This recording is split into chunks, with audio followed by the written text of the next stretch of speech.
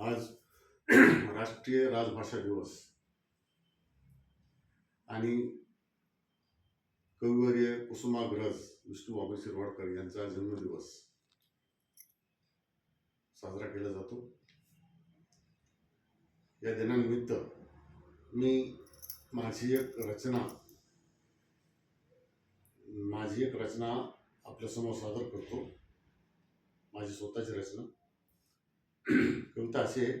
कवितेचं नाव आहे लेणं लिहू मराठीचं। कविता अशी आहे, मातृभाषा अभिमान धर्म सर्व समाजात।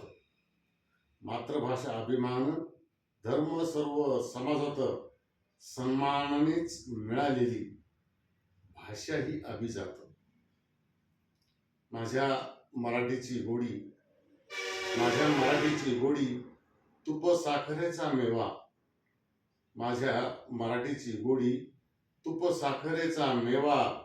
लेणं लिहू मराठीचं मुखामधला गोडवा। माझ्या मराठीची गोडी तुप साखरेचा मेवा। लेणं लिहू मराठीचं मुखामधला गोडवा। जाती धर्म पंथ हे असे जरी वेगवेगळे। जाती धर्म पंथ हे असे जरी वेगवेगळे।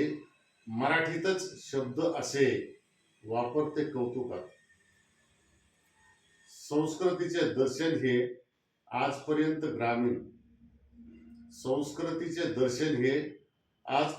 ग्रामीण। प्रत्येक दिशे खेड्यात आदर्श भावना जण। डोई घेऊन पदर कुणब्याची नार चाले। अंगभर साडी लेई अन राजभाषा मराठी मुखी बोले। मातृभाषा अभिमान सर्व धर्म समाजात जन्मानेच मिळालेली मराठी भाषा ही अभिजात। जन्मानेच मिळालेली मराठी भाषा ही अभिजात।